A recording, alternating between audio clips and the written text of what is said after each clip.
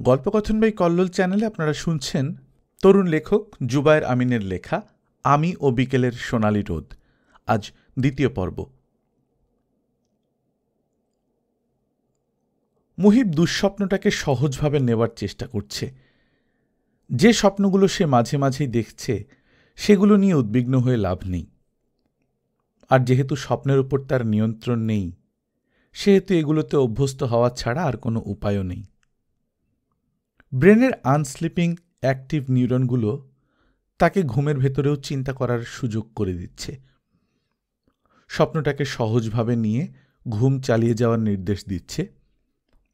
মুহিব সিদ্ধান্ত নিয়েছে সে জাগবে না, কোনোভাবেই জাগবে না।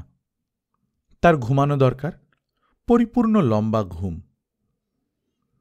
দুঃস্বপ্নগুলোর মূল কারণ সাইকোলজিক্যাল ডিসঅর্ডার। সে ডিপ্রেশনে ভুগছে, আর ডিপ্রেশনটা ক্রমান্বয়ে বেড়েই চলেছে। ভালো একজন সাইকিয়াট্রিস্টের শরণাপন্ন হতে হবে। ভালো সাইকিয়াট্রিস্ট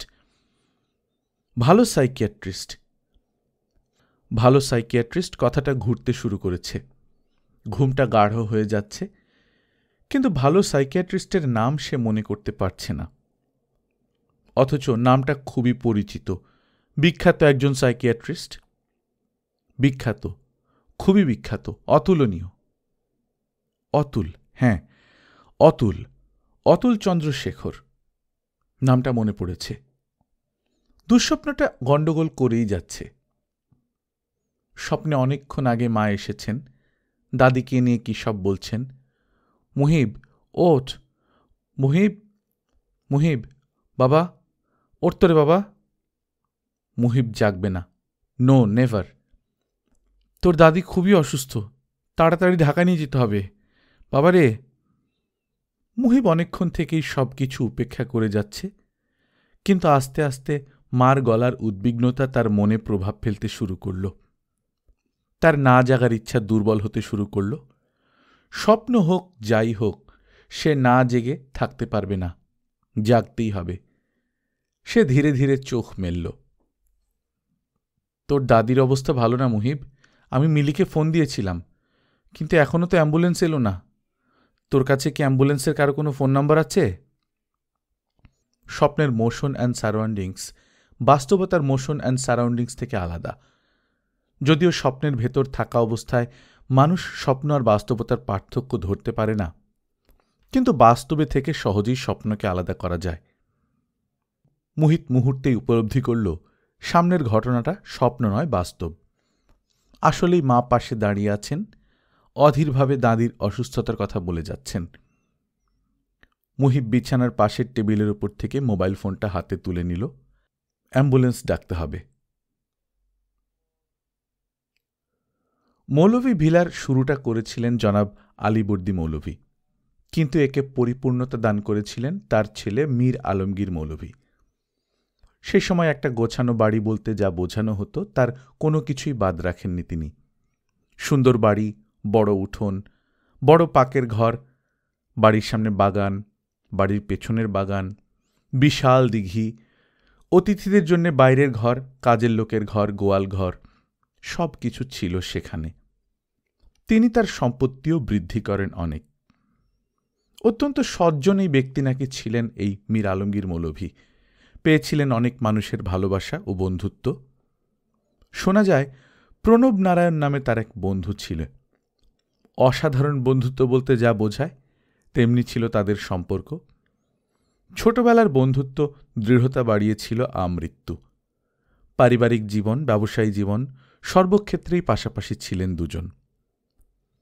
প্রণব নারায়ণ নিজেও যথেষ্ট সম্পত্তিশালী ছিলেন, কিন্তু পরবর্তী সময়ে তিনি সেখানকার জমিদার অরুণ বর্মনের রোষের শিকার হন। তার সমস্ত সম্পদ ও একমাত্র ছেলেকে হারান। পুত্র শোকে তার স্ত্রী মৌমিতা দেবীও আর বেশিদিন স্থায়ী হননি। মৌমিতা দেবীর মৃত্যুর পর প্রণব নারায়ণকে নিজের বাড়িতে নিয়ে আসেন মীর আলমগীর মৌলভী। বাইরের অতিথির ঘরের পাশেই ঘর করে দেয়া হয় তার। পরের সময়টা মৌলভী বাড়ির একজন সদস্য হিসেবেই পার করেন প্রণব নারায়ণ। অতি আপনজনের অভাবটা বোধ করেছেন ঠিকই, কিন্তু তার অনেকটাই আবার ভুলে থাকতে পেরেছিলেন এই মৌলভী পরিবারের সান্নিধ্যে। মীর আলমগীর মৌলভীর মৃত্যুর বছর 5 আগে মারা যান এই প্রণব নারায়ণ। কিন্তু বন্ধুর স্মৃতি, সেই ঘরটির যত্ন সামান্যও কমাননি মৌলভী। মৃত্যুর আগে সন্তানদের বলে যান, প্রণবের ঘর ততদিন রাখতে যতদিন মৌলভী ভিলা টিকে থাকে। উত্তরসূরিরা সেটা চেষ্টা করেছেন বটে। মীর আলমগীর মৌলভীর মৃত্যুর পর তার সন্তানেরা উল্লেখযোগ্য কোনো পরিবর্তন আনতে পারেননি এই মৌলভী ভিলার। সময়ের সাথে সাথে ছেলে মেয়েদের মাঝে ভাগাভাগি হয়ে ছোট হয়ে আসে মৌলভী ভিলা। মীর আলমগীর মৌলভীর চতুর্থ প্রজন্ম মীর মহিউদ্দিন, সাহেরা খাতুনের শ্বশুর, কোনো রকমে মৌলভী ভিলার সামান্য কিছু অংশ টিকিয়ে রেখেছেন বাড়ির নাম, দিঘির অল্প একটু অংশ, প্রণব নারায়ণের পরিত্যক্ত ঘর আর বাড়ির বাইরের চাগুন্ডা গাছটি। মীর আলমগীর মৌলভীর এক নেপালি অতিথি তাকে পাহাড়ি এই গাছগুলো উপহার দিয়েছিলেন। অন্যরা তাদের অংশের গাছগুলো কেটে ফেললেও মীর মহিউদ্দিন তার অংশের গাছগুলো কাটেননি। তিনি তার ছেলে আজগর আলীকেও, সাহেরা খাতুনের স্বামী, গাছটি কাটতে নিষেধ করেন, যতদিন না গাছটি বৃদ্ধ হয়ে যায়। নেপালি পাহাড়ি এই গাছটির আয়ু দীর্ঘ, কমপক্ষে 500 বছর। প্রায় 200 বছরের পুরনো এই গাছটি এখনও দারুণ সজীব আর দৃঢ়। মৌলভী পরিবারের অনেক সদস্য, তাদের হাসি কান্না এবং হাজারো ঘটনা দেখা একমাত্র জীবন্ত সত্তা সুউচ্চ এই গাছটি। এই মুহূর্তে গাছটির নিচে একটি অ্যাম্বুলেন্স দাঁড়িয়ে আছে। অ্যাম্বুলেন্সের পেছনের বনেটটি খোলা আর স্ট্রেচারটা বাড়ির ভেতরে নিয়ে যাওয়া হয়েছে। সাহেরা খাতুনকে ঢাকায় নিয়ে যাওয়া হবে।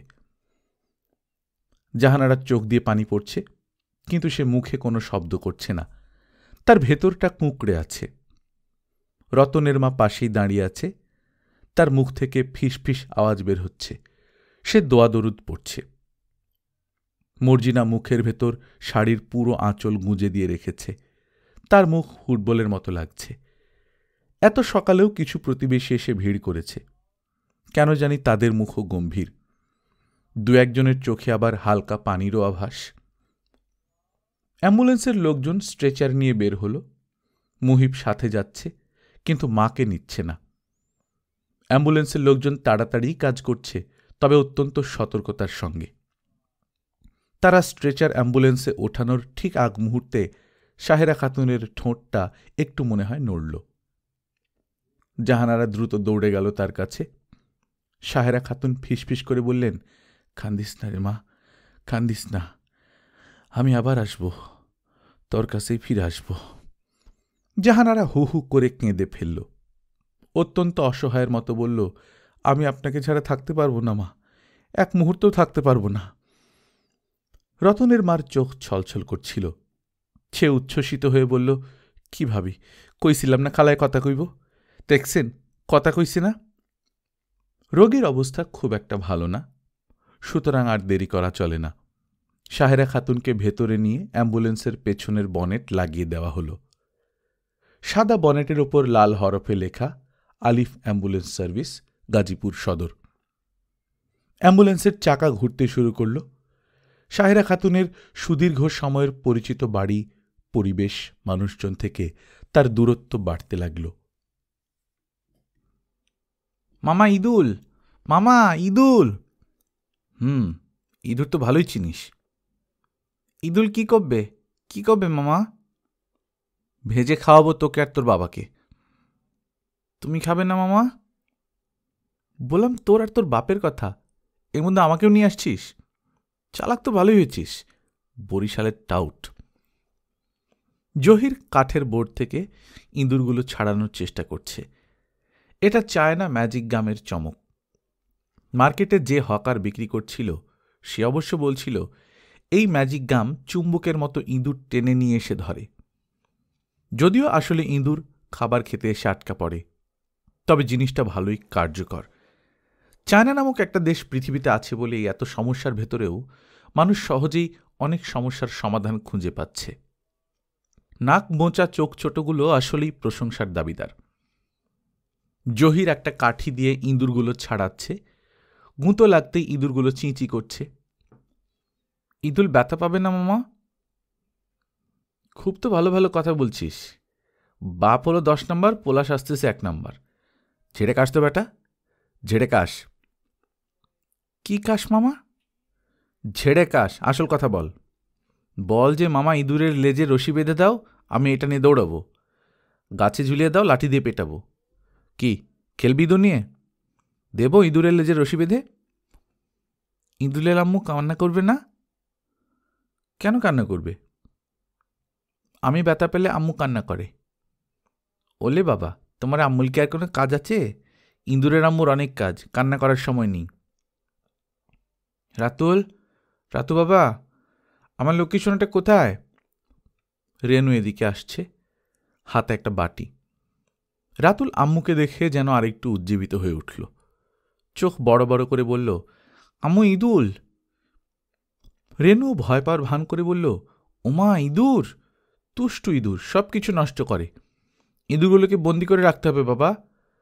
খাবারগুলো খেয়ে আমরা ইঁদুরগুলো বন্দি করে রাখবো, ঠিক আছে? রাতুল এবার পিছিয়ে জহিরের আরেক পাশে চলে গেল। খাবার বিষয়টা তার পছন্দ হয়নি। বাবা, না খেলে ইঁদুর কামড় দেবে, দেখেছ কেমন করছে ইঁদুরগুলো? তাড়াতাড়ি এসো, তাড়াতাড়ি এসো, খাবারটা মুখে নাও। জহিরের কাজ শেষ। সে বলল, ইঁদুরগুলো খাওয়ার জন্য মরণকেও ভয় পায়নি, দেখেছ? খিদে লাগলে কাউকে বলতে হয় না, ও তো নিজেই আসবে খাবার জন্যে। আর কিছুক্ষণ আগেই না কি যেন খাওয়ালে ওকে, তখন তো ঠিকমতো খায়নি।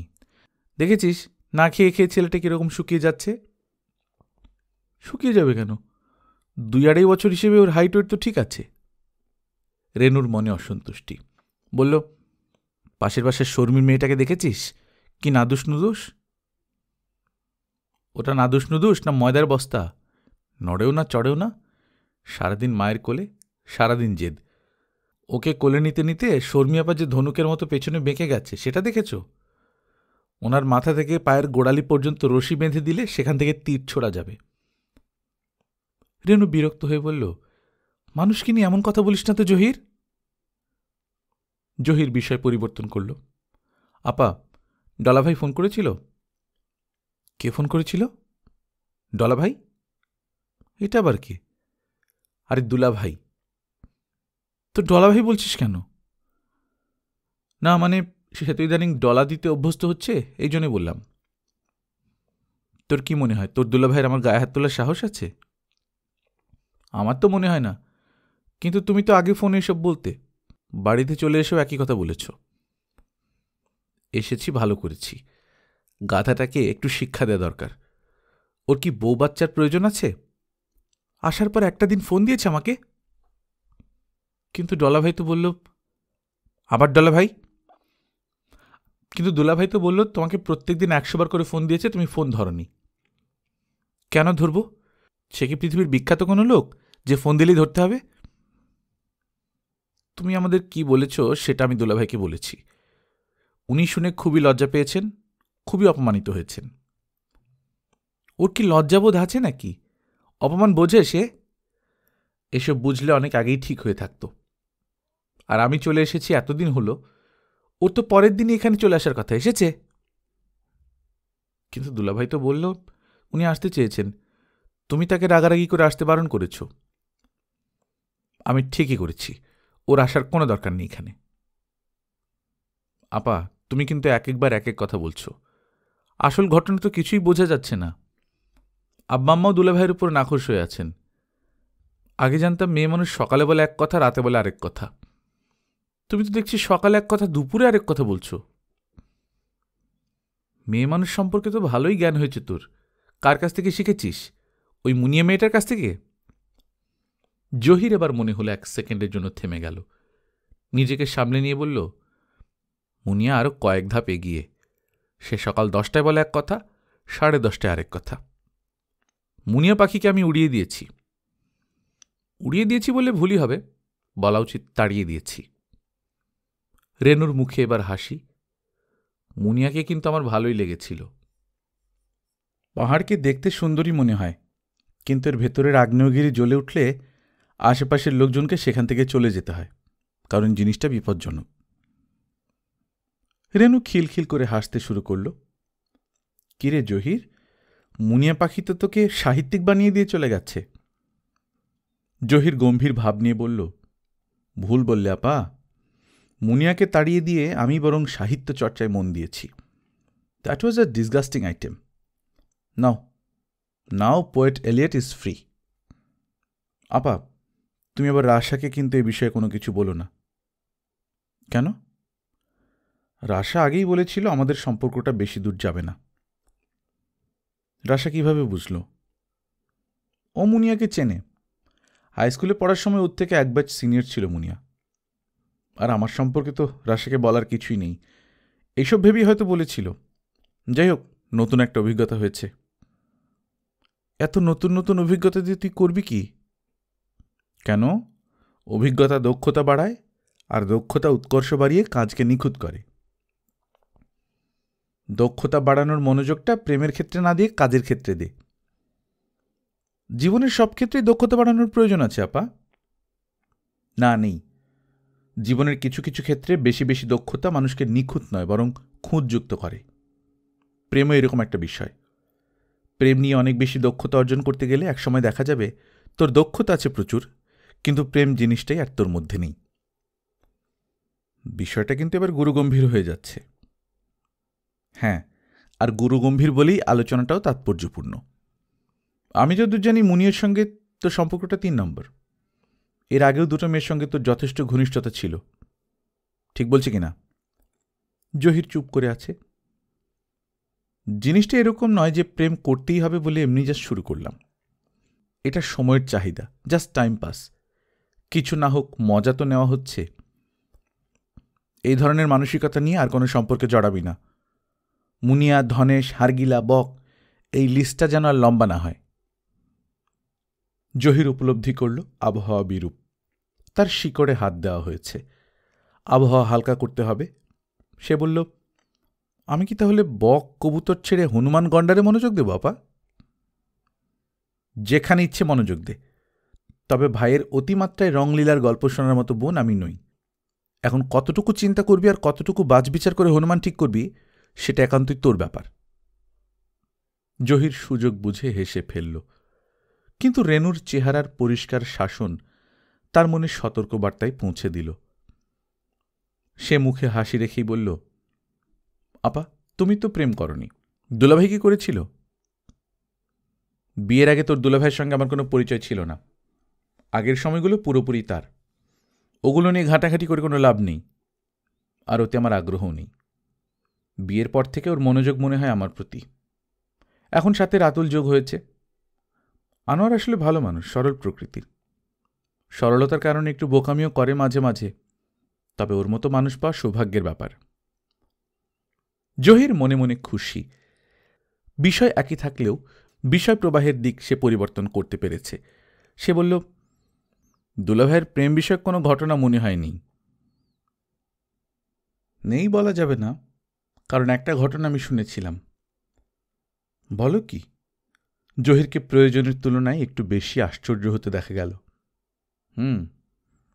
খুব ইন্টারেস্টিং, বলো না একটু শুনি। ঘটনাটা আনোয়ার ইউনিভার্সিটিতে পড়ার সময়। মেয়েটার নাম ছিল অন্তরা, খুবই সুন্দরী, পড়াশোনাতেও ভালো। অন্তরার অন্তর ছিল তুষারের মতো শুভ্র, খুবই ইনোসেন্ট। মিথ্যা, চাতুরি, অবিশ্বাস বিষয়গুলোর ভেতর ছিলই না। ওর সরলতাই সবাইকে আকৃষ্ট করত, বিশেষ করে ছেলেদের। ছেলেরা আগ বাড়িয়ে ক্লাস নোট জোগাড় করে দিত, রিকশায় তুলে ভাড়া মিটিয়ে বাসায় পাঠিয়ে দিত। রিকশা থেকে ভার্সিটি এলে ও ভ্যানিটি ব্যাগ খোলার আগেই কেউ না কেউ ভাড়া দিয়ে দেওয়ার চেষ্টা করত। সবারই উদ্দেশ্য ছিল অন্তরার শুভ্র অন্তরে যদি একটু দাগ কাটা যায়।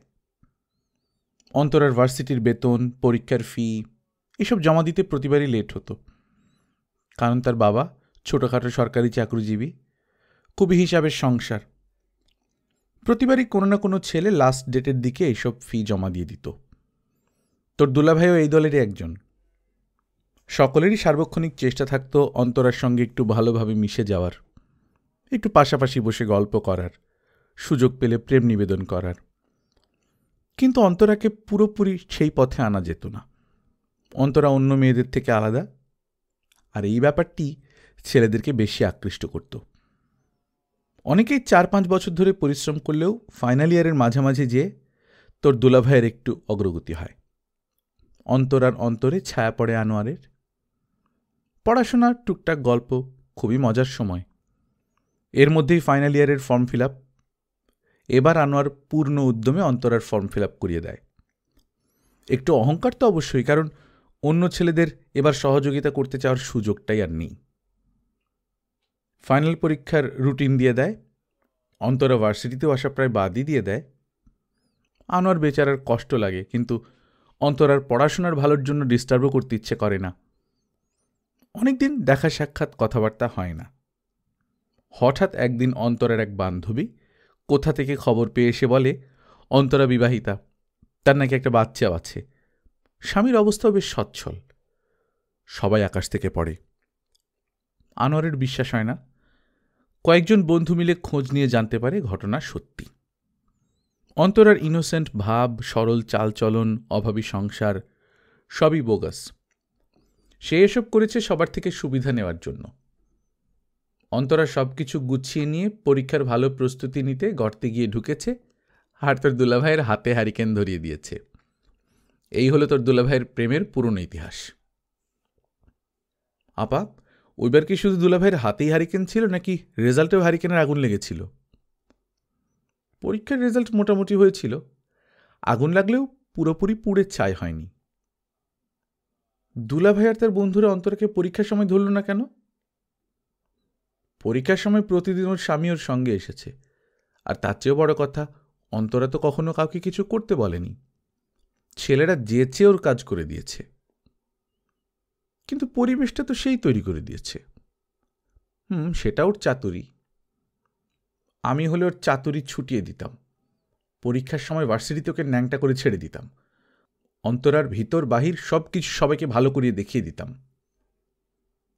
অসভ্যের মতো কথা বলিস না তো জহির। তাতে কি সব সমস্যার সমাধান হয়ে যেত? বরং তোর দুলাভাইয়ের কাজটাই ভালো হয়েছে। সে গণ্ডগোলে না গিয়ে দাঁত মুখ বন্ধ করে পরীক্ষা দিয়েছে। তাতে অবশ্য দুলাভাইয়ের ক্ষতি হয়নি, উল্টো লাভ হয়েছে।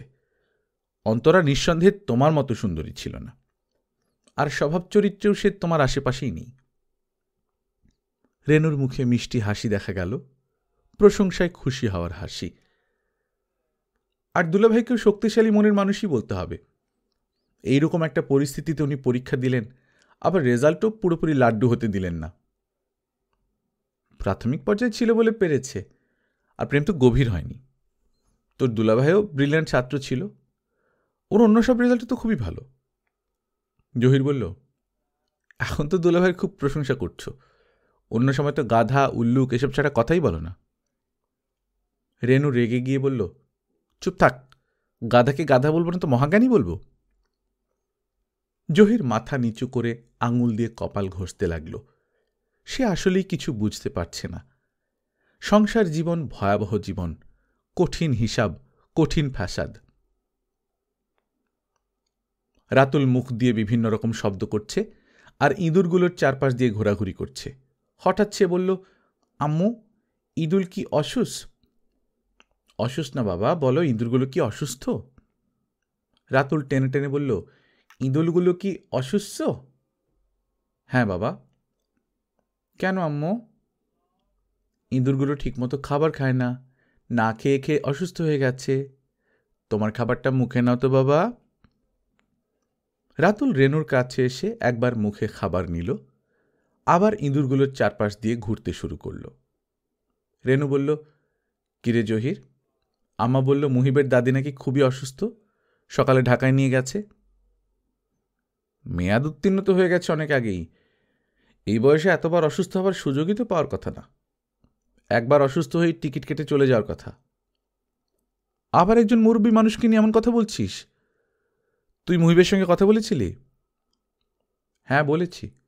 দেখি এর মধ্যে একবার ঢাকাও যেতে পারি। মুহিবের দাদি মানে তো আমারও দাদি, কি বলো? জহির কথাগুলো বলতে বলতেই বাড়ির গেটের দিকে তাকালো। গেট দিয়ে রাশা ভেতরে ঢুকছে। রাশার মুখে কিছুটা বিষণ্ণতা। জহিরের চোখ সরু হয়ে গেল। কি ব্যাপার, রাশার মন বিষণ্ণ কেন? সকালে বের হওয়ার সময় তো ঠিকই ছিল। বাইরে কি কিছু হয়েছে? বাবুয়া তার বাইকের ওপর বসে সানগ্লাস পরিষ্কার করছে। গত সপ্তাহে সানগ্লাসটা সে সিঙ্গাপুর থেকে কিনেছে, পার্সেল ব্র্যান্ডের, ইতালির বিখ্যাত ব্র্যান্ড। গ্লাস দুটো shining sky blue, silver glow কালারের ফ্রেমটাও চকচক করছে। দামি জিনিস, শৌখিন লোকেদের ব্যবহার্য জিনিস। বাবুয়া খুবই শৌখিন প্রকৃতির মানুষ, সমস্ত কিছুতেই তার শৌখিনতা, পোশাক আশাক, বাইক, ঘড়ি, আরও সব কিছু। কিছু জিনিস কিছুদিন এবং কিছু জিনিস কয়েক মাস, তারপর আবার নতুন। যেমন এই বাইকটা সে 2 সপ্তাহ আগে কিনেছে, হার্লি ডেভিডসন, 27,60,000 টাকা দিয়ে। হায়ার সিসি এবং ইম্পোর্ট রেগুলেশনের কারণে এই ধরনের বাইক বাংলাদেশের মানুষের কাছে দেখা যায় না বললেই চলে।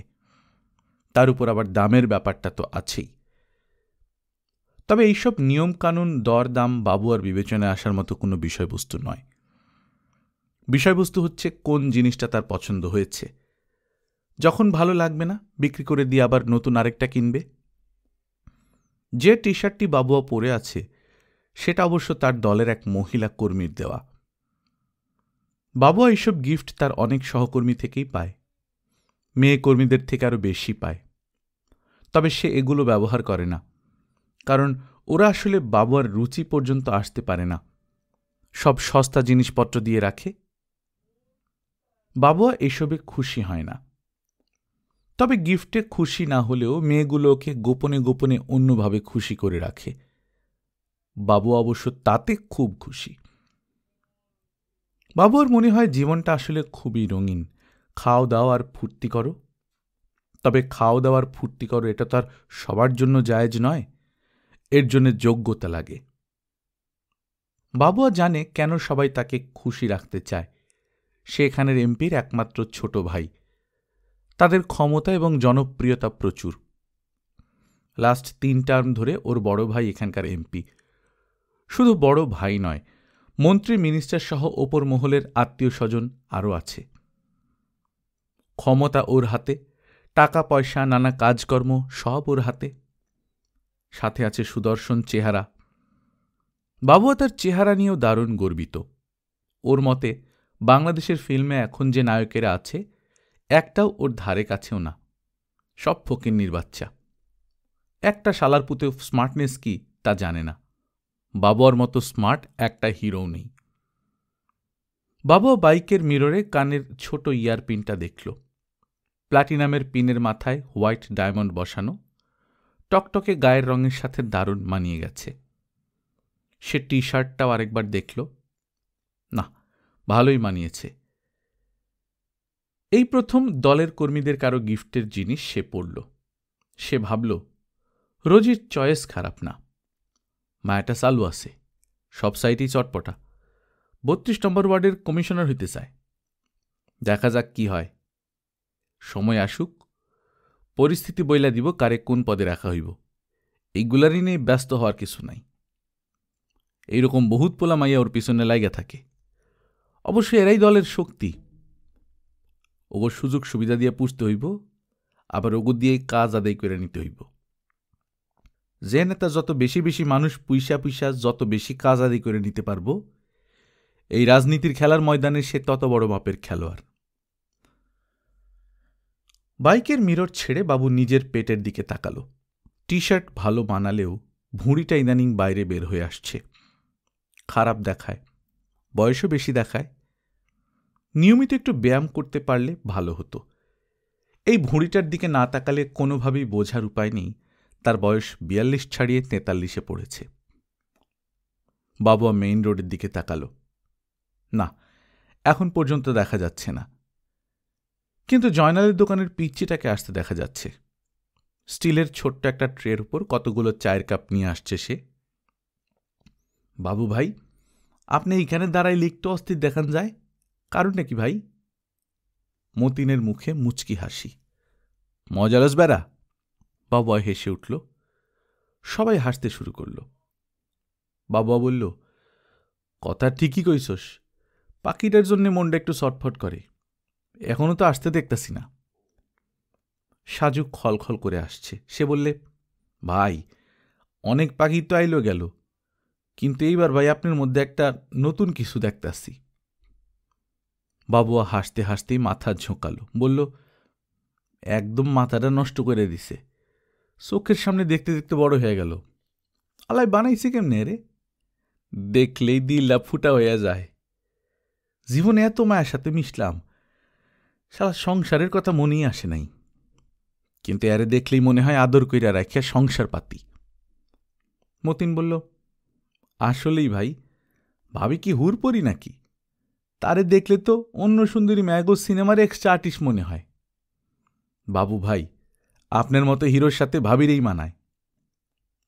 শাকিল অতি উৎসাহী হয়ে বলল, ভাই সংসার করার ইচ্ছে হইলে প্রস্তাব পাঠান, এমপি সাহেবসহ আমরা সবাই যাই, একটু ফুর্তিও করা হইল।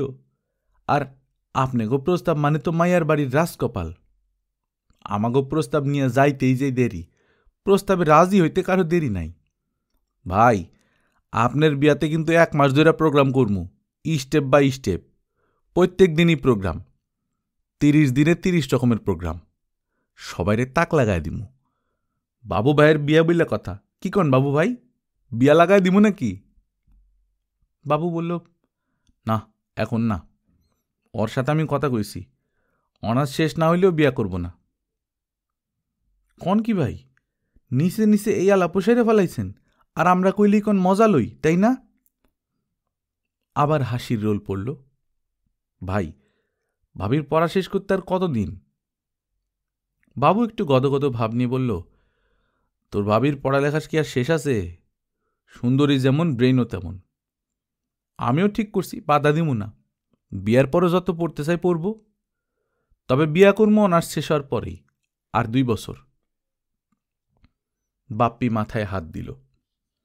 এই গ্রুপে বাপ্পি বয়সে সবার ছোট, 25-26 বছর বয়স হবে, লম্বায় 6 ফুটের মতো, গায়ে হাড়ের ওপর মাংস বলতে বিশেষ কিছু নেই। গায়ের রং কালো বলেই দাঁতগুলো বেশি সাদা মনে হয়। ওপরের পাটির সামনের দাঁত দুটো তুলনামূলক একটু বড়, সারা মুখে দাঁতগুলো ঠাসাঠাসি করে আছে। মানুষের মুখে সচরাচর 32টা দাঁত থাকে বলে শোনা যায়, কিন্তু বাপ্পির মুখে কম করে হলেও 64টা আছে। বাপ্পি মাথায় হাত দিয়ে বলল, কোন কি ভাই, আরো 2 বছর? ভাবির যেই সিপ সিপার ঢেউ খেলানোর টাইট শরীর, এইটা দেখে 2 বছর চুপ করে থাকবেন কেমনে? এই টাইপের কথা বলার সময় বাপ্পির যে কোনো একটা হাত ওর প্যান্টের চেনের ওপরের জায়গায় পৌঁছে যায়। হাত দিয়ে চেনের ওপরের জায়গাটা বারবার চাপতে থাকে। এখনো ওর একটা হাত তাই করছে। আর কথাটা বলেই সে 64টা দাঁত বের করে বিশ্রী একটা হাসি দিচ্ছে। এই ধরনের কথা এদের আড্ডায় খুবই স্বাভাবিক। ওরা সবসময় এইসব কথাবার্তা বলে আর হাসাহাসি করে। কিন্তু এই মুহূর্তে বাবুয়ার মুখে হাসি দেখা গেল না, তার মুখ স্থির। সে বাইকের সিট থেকে নেমে বাপ্পির কাছে চলে গেল। ঘটনার আকস্মিকতায় সবাই যার যার জায়গায় জমে গেছে। বাবুয়া চটাস চটাস শব্দে বাপ্পির গালে অগোছালোভাবে চড় বসাতে লাগল। বাপ্পি দুগাল ধরে মাথা নিচু করল, কিছু চড় থাপ্পড় পিঠের উপরও পড়ল। পরিস্থিতি অস্বাভাবিক। বাবুয়া রাগে ফোঁস করতে করতে বলল, ভাবির দিকে কোন নজরে তাকাইতে হয় জানোস না? কুত্তার বাচ্চা, লাই দিয়া দিয়া মাথায় তুলে ফেলাইছি, শালা মাগির বাচ্চা, তোর আমি পাড়ায় বাইরে ফেলাবো। বাবু পা দিয়ে লাথি বসাতে শুরু করল। সবাই ভাবা চেকা খেয়ে গেছে। বাপ্পি ভড়কে গেছে আরো বেশি। সে এখনো ঘটনার কারণ বুঝতে পারছে না। বাবু ভাইয়ের আগের অনেক কেসেই তো ওরা এমন কথা বলেছে, কিন্তু কই, বাবু ভাই তো রাগ করেনি, হেসে মজা করেছে। এবারের কেসটা কি? বাপ্পি বুঝতে পারল না। সে 2 গালে 2 হাত রেখেই খানিকটা পিছিয়ে যেতে লাগল। বাপ্পি না বুঝলেও মতিন এই কেসটা ভালোভাবেই বুঝতে পেরেছে। মতিন বাবুয়ার সবচেয়ে পুরনো লোক, ক্লাস 6 থেকে একসাথে। এসএসসিতে মতিন 3 বারে পার আর বাবুয়া 2 বারে। পড়াশোনায় আগে পিছে হলেও চলাফেরায় মতিন সবসময় বাবুয়ার সাথে। সুতরাং বাবুয়ার অনেক কিছুই মতিনের জানা। মতিন বুঝে ফেলেছে বাবুয়া সিরিয়াসলি রাশার প্রেমে পড়ে গেছে। এই কেসটা পুরোপুরি নতুন একটা কেস। মতিন আর কাজল দ্রুত বাবুয়ার কাছে গেল। সাজু আর নাদিমও পেছনে পেছনে। এই এই বাবু ভাই, ছেড়ে দেন, মাফ করে দেন, পোলাবার মানুষ বুঝে নাই। বাবু আর দুহাত দুপাশ থেকে ধরে ওরা ওকে পেছনে টেনে নিয়ে আসার চেষ্টা করছে। বাবু আর মুখ রক্তবর্ণ হয়ে গেছে, চোখগুলো দেখলে যে কেউ আঁতকে উঠবে। ওরা সবাই বাবুয়াকে টেনে বাইকের কাছে নিয়ে গেল। বসেন বাবু ভাই, বসেন, ঠান্ডা হন। সবাই বাবুয়াকে ঠান্ডা করার চেষ্টা করছে। সোড্ডারে আমি পারামু। বাবুয়া এখনো ফোঁস ফোঁস করছে। নাদিম বাবুয়ার এক হাত ধরে আছে। সে বাপ্পির দিকে তাকিয়ে বলল, হয় বাপ্পি, তরে কি এখনো শিখাই দিতেইব? ভাইয়ের কাছে মাপসা, পা ধরে মাপসা। কথা বলতেই যা দেরি। বাপ্পি দৌড়ে এসে হাঁটু মুড়ে বাটিতে বসে পড়ল। বাবুয়ার পা জড়িয়ে ধরে বলল, বাবু ভাই, আপনি আমার বড় ভাই, আপনার জন্য জীবন দিয়া দিমু। আপনি কষ্ট পাইবেন জানলে এই কথা আমি কইতাম না। ছোট ভাই বুঝতে পারিনি, ভুল হয়ে গেছে, মাফ করে দেন। বাবুয়ার মধ্যে খুব একটা পরিবর্তন দেখা গেল না। ভারী নিঃশ্বাস এখনো কমেনি। সে পায়ে ঝটকা দিল, তুই ওইদিকে যা, বান্দির বাচ্চা। বাপ্পি পা আরো শক্ত করে জড়িয়ে ধরল। আপনি মাফ না করলে পা সারুম না। বাবা বলল, ওই খানকির পোলা, নাটক করবি না, পা সাইরা দে, ওদিকে যায় খারা। মতিন বলল, বাপি পা সাইরা দে, বড় বাইরে বল, আর কোনোদিন না বুঝে শুনে আর কোনো কথা কইবি না। বাপ্পি বাবুয়ার পা ছেড়ে দিল। হাঁটু মুড়ে বসে থেকেই সে বাবুয়ার মুখের দিকে তাকিয়ে আছে। বাবুয়া অন্যদিকে তাকিয়ে আছে। বাবুয়ার ডান পাশেই মতিন। মতিন মাথা ইশারা করে বাপ্পিকে সরে যেতে বলল। বাপ্পি আর কোনো শব্দ করল না। উঠে আগের জায়গায় গিয়ে মাথা নিচু করে দাঁড়িয়ে থাকল। হঠাৎই সব কিছু নিঃশব্দ। কিছুক্ষণ আগের হাসি ঠাট্টার হালকা পরিবেশটা হঠাৎই ভারী। ঠিক সেই মুহূর্তে বাবুয়ার মোবাইল ফোনটা বেজে উঠল। রিংটোন বেজেই চলেছে। বাবুয়ার মনোযোগ নেই। রিংটোন শেষ হবার আগ মুহূর্তে বাবুয়া ফোন রিসিভ করল। হ্যাঁ শ্যামলদা। হ্যালো বাবু, কি খবর? আছো কোন জায়গায়? আসি আশেপাশেই। একটা সংবাদ আছে। তুমি কি সন্ধ্যায় অফিসে আসবে নাকি? কি সংবাদ শ্যামলদা? খবরটাকে কন শুনি। বাবুয়া বিরক্ত। উদিরপুরের কাজটা বাবুর পার্টি নেওয়ার জন্য চাপাচাপি করতেছে। নিলে নিব, আমি তো আগেই বলছি 30% কমে এটা আমি ছাড়তেছি না। 25 আইসা অনেক পার্টি গড়াগড়ি খাইতেছে। বাবুরে বলেন 30% ছাড়া এই কাজও পাইব না। বাবর 30%ই কাজ নিব। আলাপ সালাপ কইরা সব কিছু ফাইনাল করি। তুমি কি আসবে সন্ধ্যায়? ঠিক নাই, আপনি সন্ধ্যার আগে আরেকবার ফোন দিন। সন্ধ্যায় হোক বা রাইতে হোক, বইসা আলাপ করব নে। বাবা ফোন কেটে দিল। কিছুক্ষণ আগের পরিস্থিতির ভাবটা বাবার মুখের উপর থেকে কমে গেল মনে হলো। তার মুখে কিছুটা স্বাভাবিকতা চলে এসেছে শ্যামলের সংবাদটার কারণে। বাবা ঠিক করেছিল যে কজন 25-এর দর কষাকষি করছিল তাদের মধ্যে যে কোনো এক পার্টিকে কাজটা দিয়ে দেবে। এই ক্যাটাগরির কাজে 20% রাখলেই অনেক, কারণ অ্যালোকেশনের 20% প্রথমেই পার্টিকে তার জন্য রাখতে হবে। এরপর কাজ করে পার্টির নিজের জন্য মোটামুটি প্রফিট রাখতে গেলে কাজের কোয়ালিটি এমনিতেই খুব একটা ভালো মানের হয় না। আর বাবুয়া যদি 30% ছাড়ে তাহলে তো কাজ হবে হরেরাম হরেরাম কোয়ালিটির। সেটা যাই হোক, বাবুয়া তার পরোয়া করে না।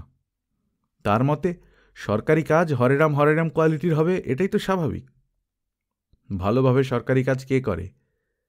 কাজ হবে, জিনিস নষ্ট হবে, আবার কাজ নিয়ে আসবে, এটাই তো সিস্টেম।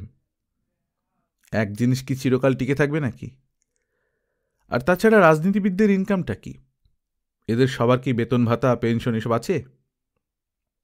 হাতে গোনা নির্বাচিত কিছু নেতা মাস গেলে বিড়ি খাওয়ার কিছু টাকা পায়। বিড়ি খেয়েই কি এরা জিন্দেগি পার করে দেবে নাকি? জীবনে কি আর কিছু নেই?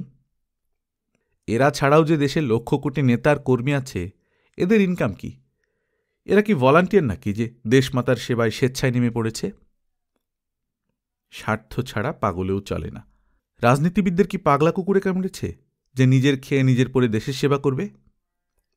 নিজের বুঝ হলো সবার আগে। বাবার চেহারায় অনেকটা স্বাভাবিকতা দেখে সবার মনেই স্বস্তি ফিরে আসলো। বাপ্পিও স্বাভাবিক। কিছুক্ষণ আগে ঘটে যাওয়া ঘটনার কারণে জয়নালের দোকানের পিচ্চি ছেলেটা চা নিয়ে একটু দূরে দাঁড়িয়ে আছে। সে এখনও এখানে আসছে না। সেও দূর থেকে বাবু আর ভাবভঙ্গি পর্যবেক্ষণ করছে। মাঝে মাঝে 1-2 বার বাপ্পিকেও দেখেছে। মতিন ডাকল, কিরে পেন্সিল, চা নিয়ে খাড়া আসুস কেন? ঠান্ডা চা খাওয়াবি নাকি? এদিক নিয়ে আয়। পেন্সিল ওদের মাঝে চলে এলো। কার কোন চা সে সবই জানে। আদা চা, দুধ চা, মালাই চা যার যার সামনে নিয়ে গেল। নাদিম বলল, কিরে পেন্সিল, প্যান্ট শার্ট তো ভালোই পরছোস।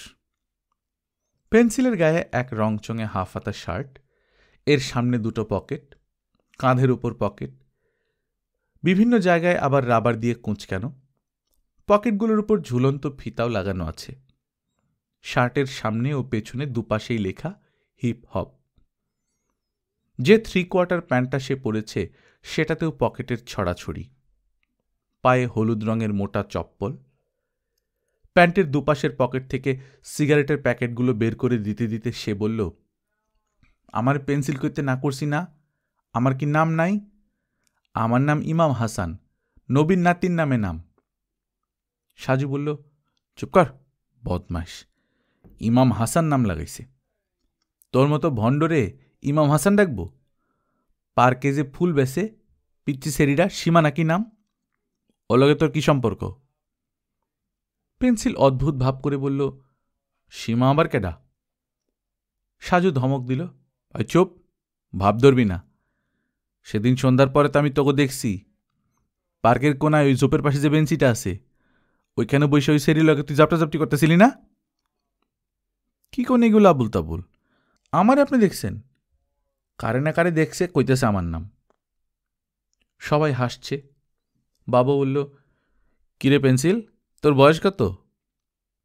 11 বছর। এই বয়সে কি তোর ব্যাটারি খারাই যায় নাকি? ব্যাটারির মাথা কাটছোস? হা, কাটছি। পেন্সিলের মুখে অল্প একটু হাসি, তার মানে ঘটনা সত্যি। সাজু বলল, হারামি কেমন বজ্জাত দেখেন, সেরিডারে ফুসলায় ফাসলায় নিয়ে গেছে ঝোপের কোনায় অন্ধকারের মধ্যে।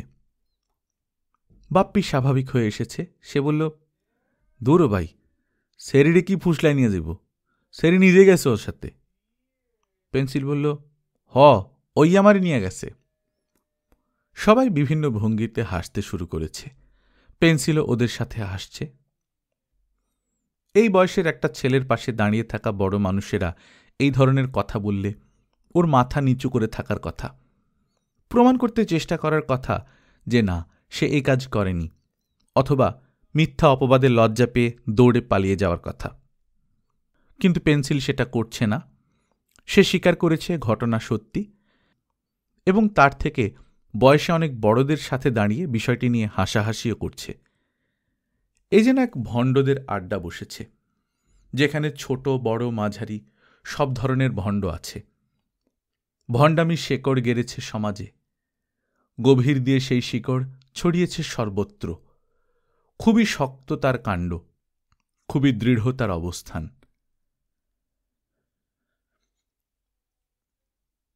গল্পকথন বাই কল্লোল চ্যানেলে আপনারা শুনছিলেন তরুণ লেখক জোবায়ের আমিনের লেখা আমি ও বিকালের সোনালি রোদ।